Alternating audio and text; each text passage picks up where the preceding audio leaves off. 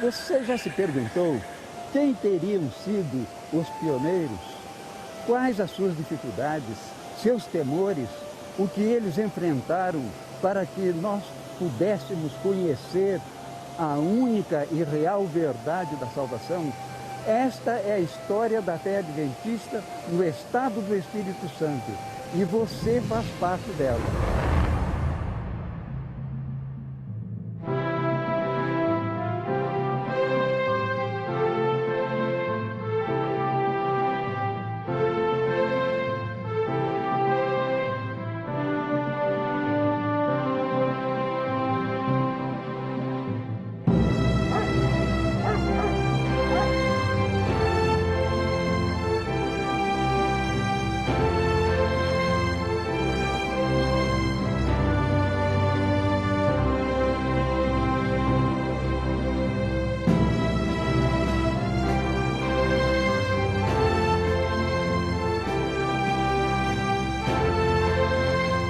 A chegada de um simples, porém virtuoso servo de Deus transformaria para sempre as vidas dos habitantes do pequeno vilarejo Córrego Santa Maria.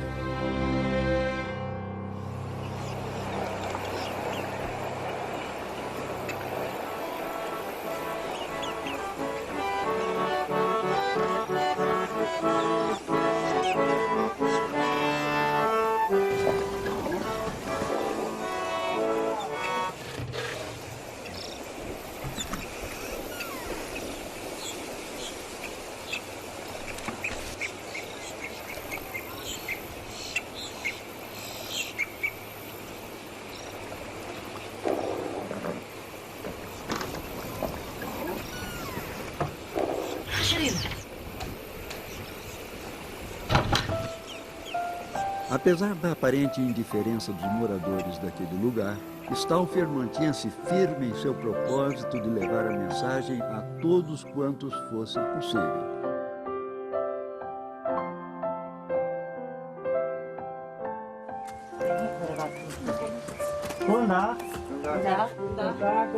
God dag.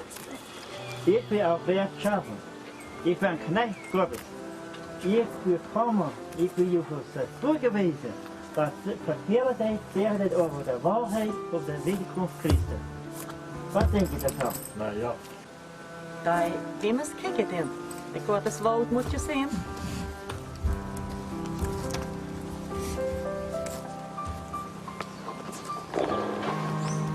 Ik wist dat in de Zweden, ja?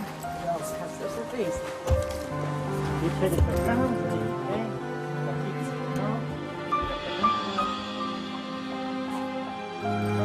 Como ferramenta, tinha ele sua fé e obras literárias como O Grande Conflito. Alberto Stauffer seria conhecido como mensageiro da página impressa.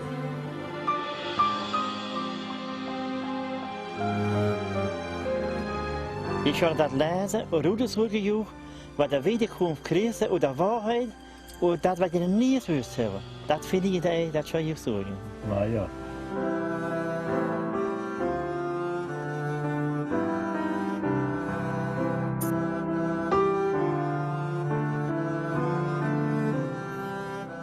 Ao adquirir estes livros, pessoas de credos diferentes passaram em seus cultos familiares a descobrirem verdades nunca antes imaginadas.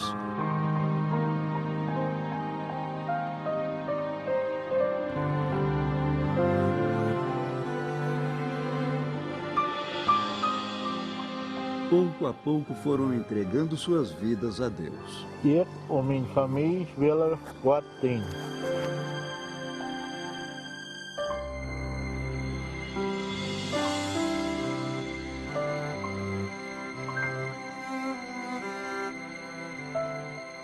A tradição já existente naquele lugar fez com que muitas pessoas que aceitaram a mensagem do Evangelho fossem perseguidas e agredidas por líderes religiosos da região. A senhora Emília Storch, mãe do pastor Gustavo Storch, foi uma das vítimas da opressão e ignorância dos inimigos da verdade.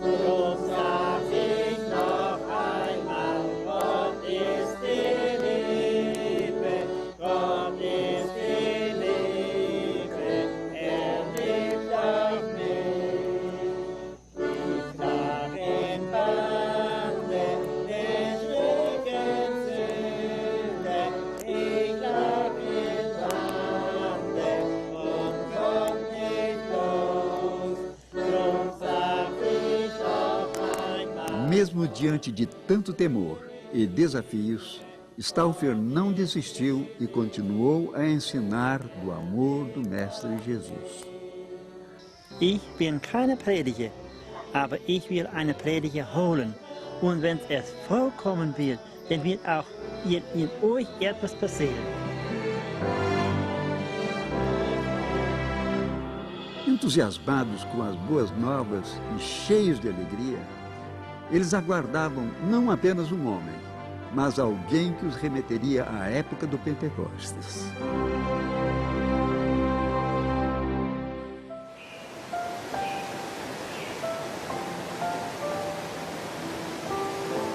Embora não tenham recebido a manifestação do Espírito Santo como imaginavam, no dia 14 de dezembro de 1895, havia já muitas pessoas que haviam aceitado a mensagem e 23 pessoas foram batizadas neste córrego aqui pelo pastor Graf.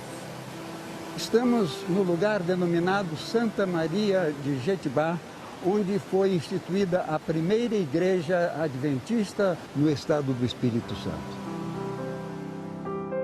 A igreja de Santa Maria de Jetibá chegou a reunir 53 membros. Porém, muitos deles, motivados por condições melhores de trabalho e possibilidades de investimentos na agricultura, mudaram-se para a Serra Pelada, onde foi fundada a segunda igreja do estado em 1897. Segundo o meu pai passou para mim a história, quando vieram de Santa Maria para Serra Pelada, as famílias, construíram a igreja 3 quilômetros para lá onde é que está essa atual. E logo depois, o Carlos Ost, ele doou um alqueire de terra para a obra e lá foi construída a igreja. Isso foi em 1900, mais ou menos 1916, por aí, e começou a fazer essa igreja. E foi uma igreja muito animada, e muita gente. Não tinha nem bicicleta para fazer visita, para fazer as viagens, era tudo no lombo do animal. Então, nesse alqueire de terra tinha uma pastagem, lá o pastor tinha o animal dele, picela, e uma vaca, para ele poder ter o leite. Dessa forma foi feito o plano e foi realizado essa obra.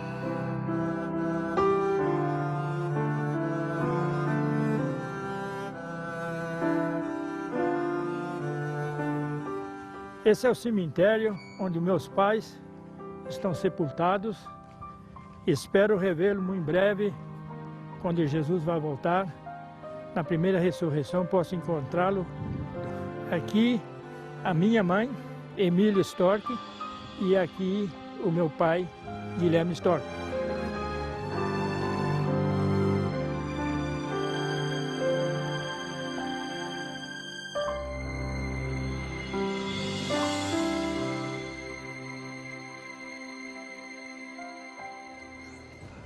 A mensagem estava em ascensão.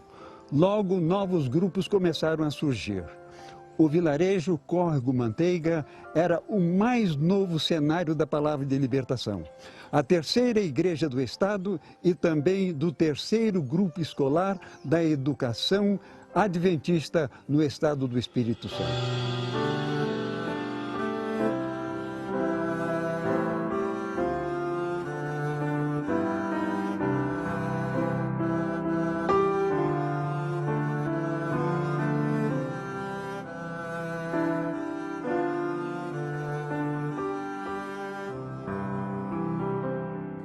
Es sind ganz wenig Leute da weiß, als die Kirche noch ohne Stall hat.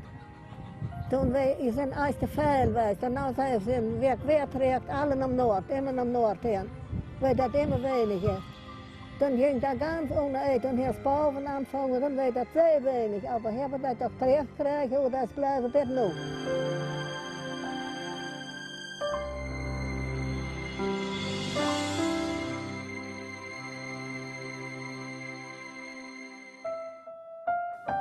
Através das famílias Becker, Kiel, Kloss, Storch e outras, o Evangelho se expandiu até o córrego Laranjinha.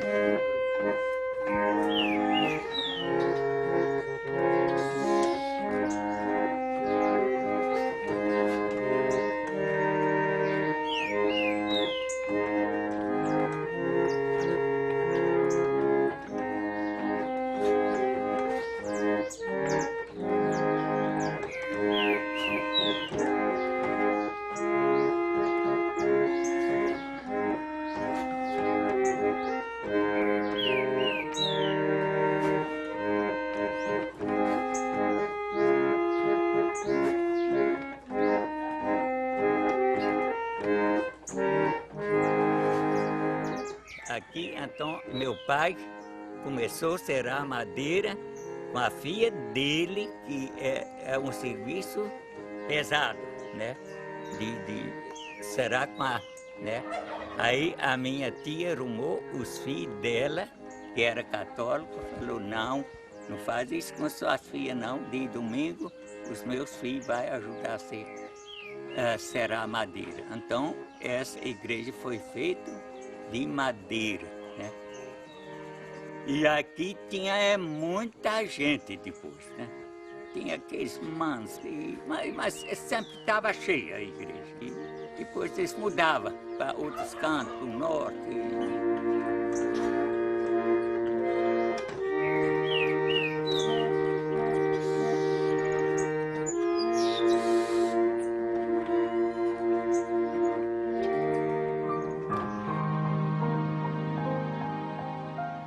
Com a divulgação do Evangelho em boa parte da região sul, novos núcleos e igrejas foram criados.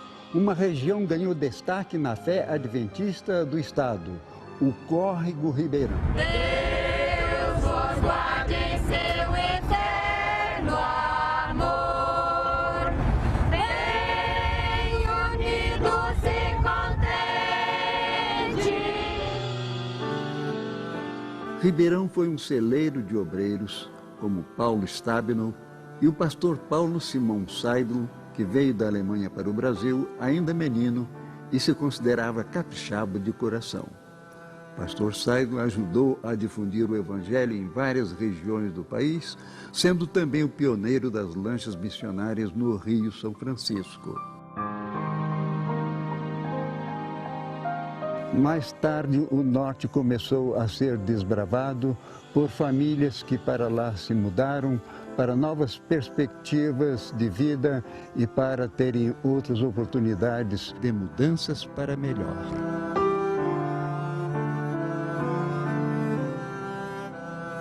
Para chegar ao norte, as famílias cruzavam o Rio Doce. A família de Luiz Lidke funda a primeira igreja em Graçaranha, município de Colatina.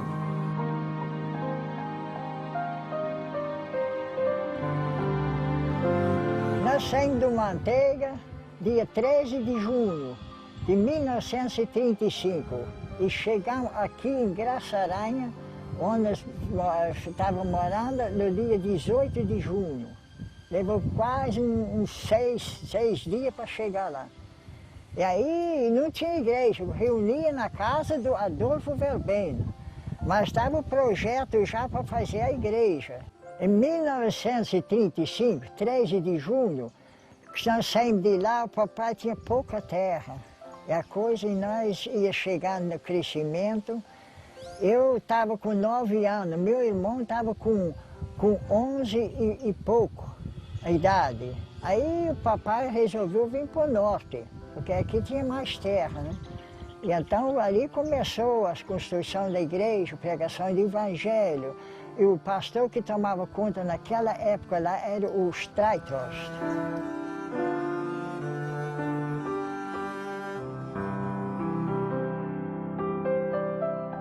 E o cemitério está lá até o dia de hoje, ali tudo largado no mato, né? Ali tem várias pessoas que foram sepultadas ali, que nem tem lugar, não acha mais o lugar sepultura, né? Já a florescente igreja de Córrego da Divisa tornou-se a primeira sede distrital do norte do estado, tendo como distrital o pastor Godofredo Ludwig.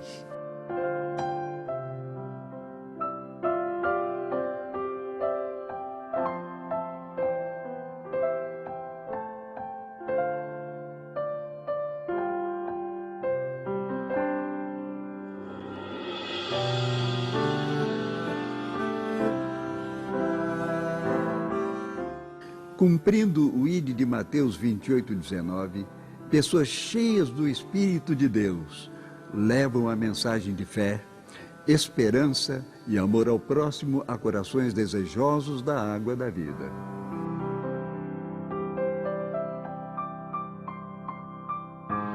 E Baixo Guandu, naquela época, era congresso de todos os convidados do Estado do Espírito Santo e de outros lugares, outros estados, frequentavam ali Baixo Guandu. Hoje nós temos lugares grandes aí afora, por exemplo, Morubá. Vai ter até um congresso amanhã. Eu sou filha do Franceville. Então nós mudamos para cá, que o papai comprou terreno aqui, né? E estamos até hoje aqui morando e cresceu tudo, como eu já disse. Primeira casa de um, casa de outros, parentes e vizinhos. E até que formamos uma igreja. E hoje está um congressão que nem imaginava nunca que ia acontecer uma coisa dessa, né? E ficamos muito maravilhados. Ficou uma coisa tão diferente. Agora imagina no céu. Né? Se aqui ficou tão bonito, que dirá agora nós crescer, e for lá no céu agora. Lá vai ser uma igreja maior.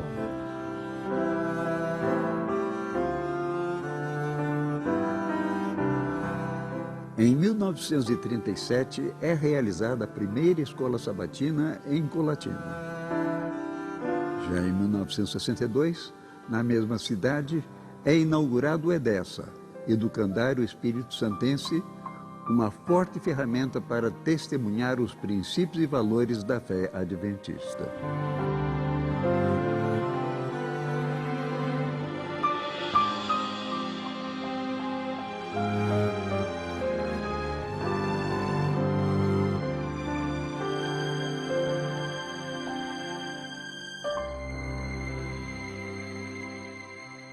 Com a expansão da mensagem no Sul, a organização decidiu enviar uma equipe de 4 pessoas, com o pastor Paulo Schultz e Júlia Apolinário, evangelista Pedro Alexandre e o pastor João Bem, para iniciar a obra na capital.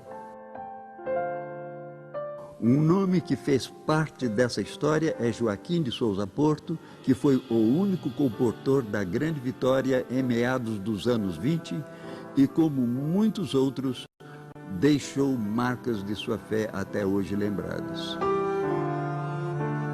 Em 1958, quando eu estava comportando nas montanhas de Barra de São Francisco, lugar chamado Santa Rosa, havia uma igrejinha e um congresso dessa igreja. Esquisito, Igreja Adventista da União. Então, chegando na igreja, eu perguntei para alguém da onde tinha surgido aquela igreja. E ele mandou que o pastor viesse a mim, pastor Ambrósio. E eu conversando com ele, ele disse, olha, essa igreja tem uma história. Em Ferruginha, Minas Gerais, perto do município de Conselheiro Pena, o Porto, um comportor, foi esfaqueado porque estava vendendo livros religiosos da Igreja Adventista e eu levei para minha casa, não havia farmácia. E eu então cuidei dele com sumo de assar-peixe, com arnica, e até que ele ficou melhor. E ele então, quando foi embora, me doou uns livros. E eu comecei a estudar esses livros, ele disse que era adventista. E eu não sabia que existia igreja adventista, então fundei essa Igreja Adventista da União, entendeu? Ele disse assim, eu tenho o paletó desse comportor. Então eu pedi se ele pudesse me arrumar esse paletó. Com muito jeitinho, ele me arrumou o paletó.